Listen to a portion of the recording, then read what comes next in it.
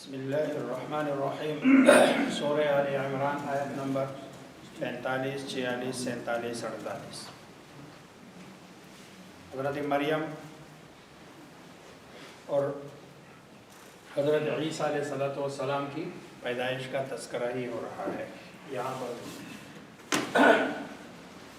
اذ قالت الملائکۃ، اذ جب، قالت کہا، ملائکہ یا فرشتے نے، یا مریم، اے مریم،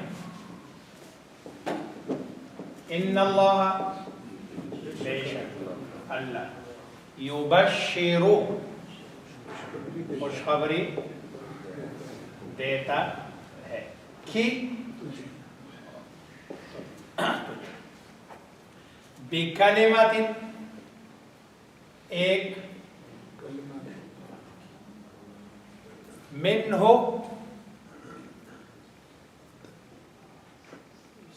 وہی من اللہ، پیچھے لفظ تھا کلمات من اللہ۔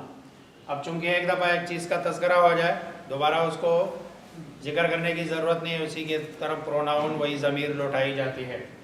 بکلمات من اللہ، اللہ کی طرف سے ایک کلمے کی خوشخبری دی جا رہی ہے۔ اسمہ، نام اس کا، المسیح،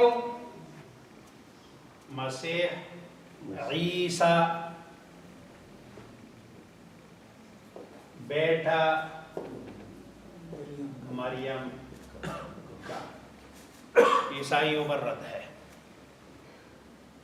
عیسائیوں پہ رد ہے کہ حضرت عیسیٰ علیہ السلام اللہ نہیں ہے، اللہ کا بندہ ہے، اور مخلوق ہے میں سے ہے، خالق نہیں ہے، اور مریم جو اللہ کی بندی ہے اسی کا بیٹا ہے، یعنی خود بذات خود بھی الوہیت کے درجے پہ نہیں ہے، اور اس کی ماں کوئی دیوی نہیں ہے، بلکہ وہ بھی ایک عام انسان ہے، انسانوں کی طرح ہے، اسی پروسیس میں جیسے باقی لوگ گزرے ہیں اسی پروسیس سے گزر گئے وہ بھی، تو اسی کا بیٹا ہے عیسیٰ ابن مریم۔ یہ جو لفظ مسیح ہے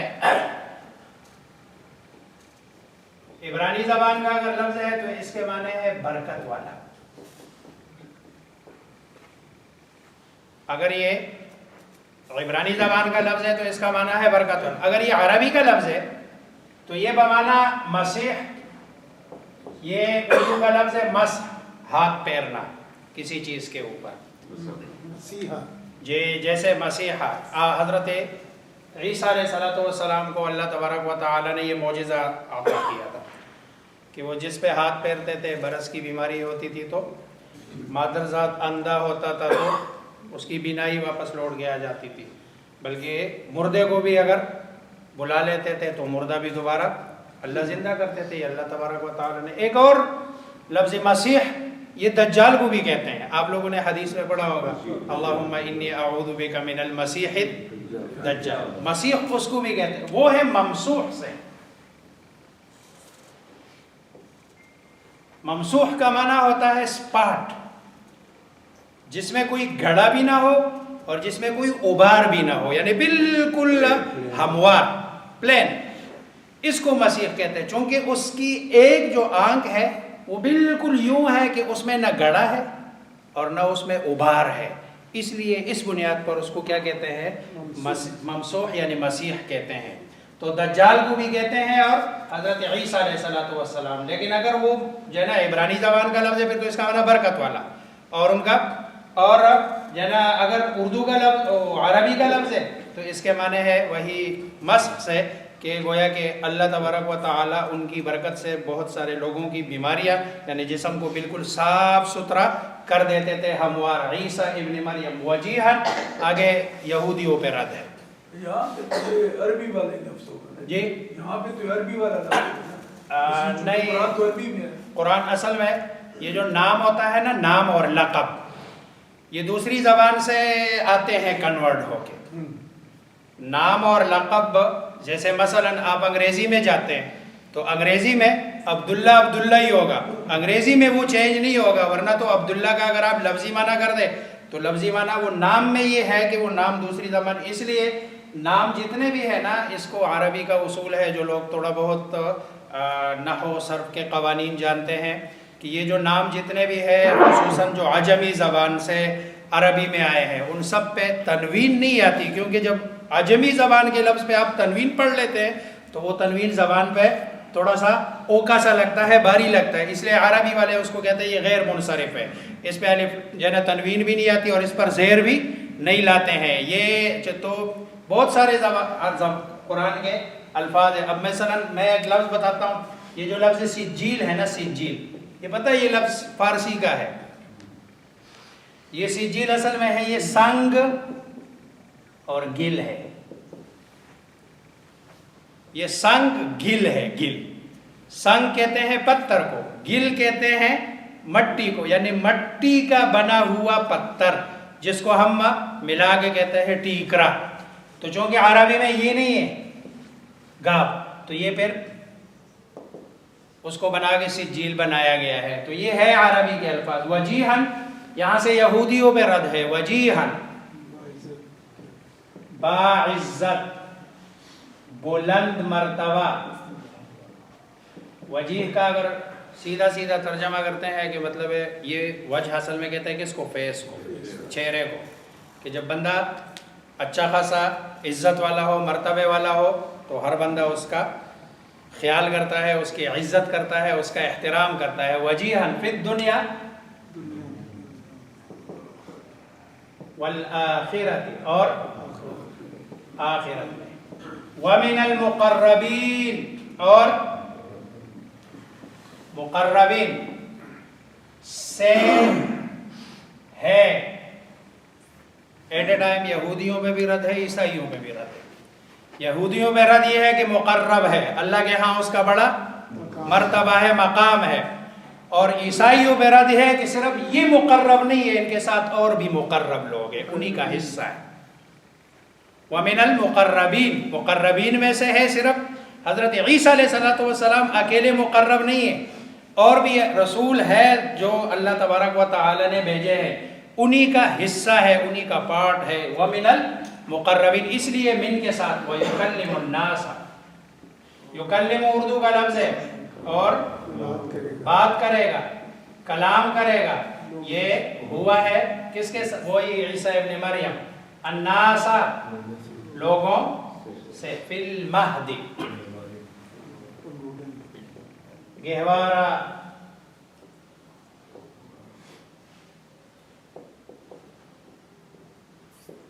جو بھی آپ سمجھ لیں، گویا کہ بچپن میں بات کرے گا۔ وَکَہْلَ، اور ادھیڑ عمر میں۔ اب دیکھو مہد میں بات کرنا اور اس کو قرآن کا ذکر کرنا، یہ تو سمجھ آتا ہے کیونکہ یہ ایک معجزہ ہے، اور اللہ تبارک و تعالیٰ کی طرف سے عام روٹین سے ہٹ کر ایک کہ بچہ بات کر رہا ہے، ابھی جو نا بولنے کی اس کی عمر نہیں ہے، بول رہا ہے، لیکن نا کہولت میں تو ہر بندہ بولتا ہے، اور کہولت کی عمر کیا ہے؟ کہولت کی عمر اب یہ 40 کی جو ایج ہے یہ کہولت کی عمر ہے، حالانکہ حضرت عیسیٰ علیہ السلام تو 33 ایئر کے جب تھے جب ان کو آسمان میں، اشارہ ہے اس بات کی طرف کہ حضرت عیسیٰ علیہ السلام ابھی فوت نہیں ہوئے، انہوں نے دوبارہ آنا ہے۔ کہولت میں بات کریں گے، اس کا مطلب یہ ہے کہ ابھی زندہ ہے، وہ دوبارہ آئیں گے، آ کے رسول اللہ صلی اللہ علیہ وسلم کا امتی بن کر آئیں گے، اور پھر یہاں آپ صلی اللہ علیہ وسلم کی امت کو لیڈ بھی کریں گے جناب مہدی کے ساتھ، اور یہ جناب آپ علیہ السلام کی شادی بھی ہوگی، نکاح بھی ہوگا، اور یہ ساری چیزیں ہوگی۔ یہ گویا کہ اشارہ ہے وہ کہل کا اس بات کی طرف، ورنہ تو کوئی ایسی عجیب بات تو نہیں ہے نا کہ جس کو قرآن نا اتنی اہمیت کے ساتھ ذکر کر رہا ہے کہ بھئی ادھیڑ عمر میں بھی بندہ بات کرے گا، تو ادھیڑ عمر میں تو عام روٹین کے مطابق ہر بندہ کیا کرتا ہے؟ بات کرتا ہے۔ اس کا مطلب ہے کہ اس میں کوئی خاص اشارہ ہے۔ وَمِنَ الصَّالِحِينَ، اور نیک لوگوں میں سے ہوگا. قالت مریم کہنے لگی. اس دن کسی نے سوال کیا کہ علیہ السلام آپ کیوں کہہ رہے ہیں. دیکھو یہ جو رضی اللہ عنہ اور علیہ السلام یہ دونوں جملے دعائیہ ہے. یہ جملے کس کے ہیں؟ دعا کے ہیں. لیکن چونکہ یہ جملہ دعائیہ عام معاشرے میں رضی اللہ عنہ صحابی کے ساتھ خاص ہو گیا اور علیہ السلام نبی کے ساتھ خاص. اس لیے جب بندہ بولتا ہے رضی اللہ عنہ اور اگلے والے کو علم نہ ہو کہ بھائی یہ بندہ صحابی ہے یا صحابی، تو وہ رضی اللہ عنہ سے یہ سمجھے گا کہ یہ کسی صحابی کا قول نقل کر رہے، صحابی کی بات کر رہے. علیہ السلام کہے گا تو اگلا بندہ یہ سمجھے گا کہ بھائی یہ کسی نبی کی بات کر رہا ہے. لیکن انبیاء میں خاتون کوئی نہیں ہے، سارے مرد ہیں. اس لیے اگر مریم کے ساتھ علیہ السلام کہا تو ظاہری بات ہے اگلے بندے کو یہ تشویش نہیں ہوگی، نہ یہ شبہ ہوگا کہ بھائی یہ کس کی بات کر رہے ہیں، نبی کی بات ہو رہی ہے. کیونکہ یہ سب کو پتہ ہے کہ انبیاء علیہم السلام سارے کے سارے کیا تھے؟ مرد تھے. خواتین میں سے کوئی خاتون یہ نبی نہیں گزری اور اللہ نے بھیجا بھی نہیں ہے. تو قالت مریم کہنے لگی ربی اے میرے انی انا اے کیفا کیسے یکون ہوگا لی میرے لیے ولدن لڑکا ولم واو حالانکہ اور نہیں حالانکہ لم نہیں یمسسنی یمسس ہوا نی مجھے بشرن کسی مرد نے مجھے تو کسی مرد نے. اب دیکھو یہ بھی کیفیت پوچھ رہے اللہ کے، چونکہ ملائکہ نے بات کی ہے ذہنی طور پر اس کو پہلے تیار کیا اور یہ سمجھ گئی کہ یہ سارا کس کی طرف سے ہے. لیکن باہر ہے تو انسان نا، انسانیت کے ناطے کہ بھئی یہ کیسے ہوگا، مجھے تو کسی بشر نے آج تک ہاتھ لگائے، تو اس کی کیفیت کیا ہوگی. قال كذلك الله قال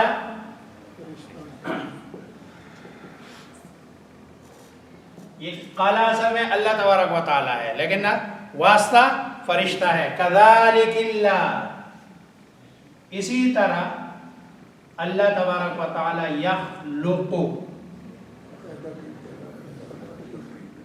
تخلیق کرتا ہے ما یشاء جو وہ.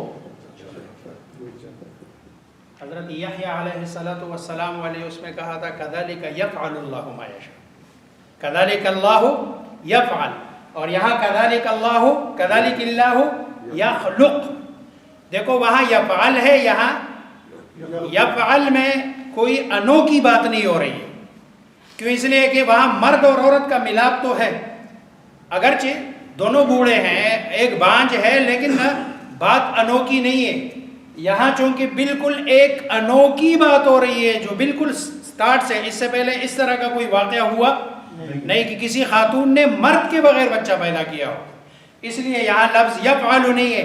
اللہ تبارک و تعالیٰ گویا کہ اس میں ابدا اور ایجاد والے معنی ہے، گویا کہ یہ ایک نئی چیز اللہ تبارک و تعالیٰ ایجاد کر رہے ہیں. اور اللہ تبارک و تعالیٰ کے ہاں جو اللہ تبارک و تعالیٰ کے قوانین ہیں، ضابطے ہیں، اللہ اس کا پابند نہیں ہے. جیسے باقی لوگ اسباب کے پابند ہیں، ہم تو اسباب کے پابند ہیں، لیکن اللہ اسباب کا پابند نہیں. اللہ بغیر اسباب کے بھی اسی طرح کر لیتے ہیں. قال كذلك الله يخلق ما يشاء اذا قضى، جب قضا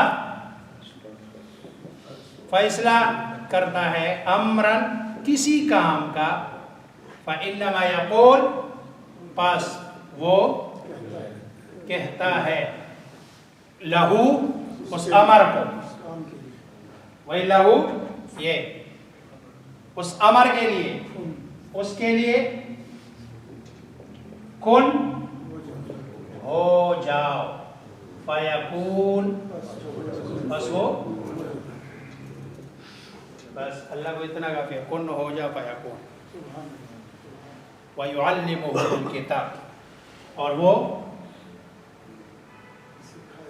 سکھائے گا ہم انہیں، الکتاب کتاب، احکامات، والحکمہ اور حکمت، والتورات یعنی التورات تورات اور انجیل۔ ادھر خالی کتاب پہ کیوں نہیں چھوڑ دیا؟ یہ میں بتاتا ہوں، کتاب، حکمت اور تورات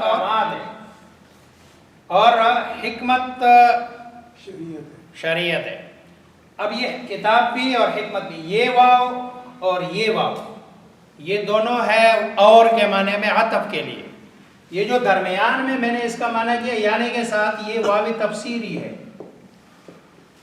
کیونکہ تورات میں احکامات ہے، حکمت نہیں ہے، اور انجیل میں حکمت ہے، احکامات نہیں ہے، اور قرآن میں احکامات بھی ہے اور حکمت بھی ہے۔ کتاب، اس سے تورات، یہ احکامات ہے، احکامات کی کتاب ہے، اور اس میں جو انجیل ہے اس میں حکمت ہے، احکامات نہیں ہے۔ اس لیے آگے یعنی التورات یعنی احکامات، اللہ اس کو تورات کے جو احکامات ہے وہ بھی سکھائے گا، والحکمہ، اور ساتھ میں انجیل کے اندر جو حکمت ہے وہ بھی سکھائے گا۔ جبکہ قرآن کریم جو اللہ کی کتاب ہے، لقد من اللہ علی المؤمنین اذ بعث فیہم رسولا من انفسہم یتلو علیہم آیاتہ ویزکیہم ویعلمہم الکتاب والحکمہ۔ اب یہ چار چیزیں ہیں، یتلو علیہم آیاتہ، تلاوت، پڑھنا سکھائے گا رسول اللہ صلی اللہ علیہ وسلم، اور آگے وَيُعَلِّمُهُمُ الْكِتَابَ، پڑھنا یتلو علیہم آیاتہ، پڑھنا سکھائے گا، وَيُزَكِّيهِمْ، اور ان کا تزکیہ کرے گا، ان کو پاک صاف کرے گا، اور وَيُعَلِّمُهُمُ الْكِتَابَ، کتاب بھی سکھائے گا اور حکمت کی تعلیم بھی دے گا۔ اور رسول اللہ صلی اللہ علیہ وسلم کی حکمت کیا ہے؟ آپ صلی اللہ علیہ وسلم کا جو عمل ہے، شریعت جس کو کہتے ہیں، آپ صلی اللہ علیہ وسلم نے جو کر کے دکھایا۔ تو حضرت عیسیٰ علیہ السلام لوگوں کو کتاب یعنی احکامات بھی بتائیں گے، حکمت کی تعلیم بھی دیں گے، یعنی تورات اور انجیل دونوں کے احکامات، کیونکہ پچھلی جتنی بھی کتابیں تھیں، اگلی کتاب جب آئی اس نے پچھلی کتاب کو منسوخ نہیں کیا۔ یہ صرف قرآن کا اعجاز ہے کہ قرآن کے آنے کے بعد جتنی بھی کتابیں ہیں ان سب کے احکامات جو قرآن سے باہمی اس کا ٹکراؤ ہے، تضاد ہے، وہ سارے احکامات جناب منسوخ ہے۔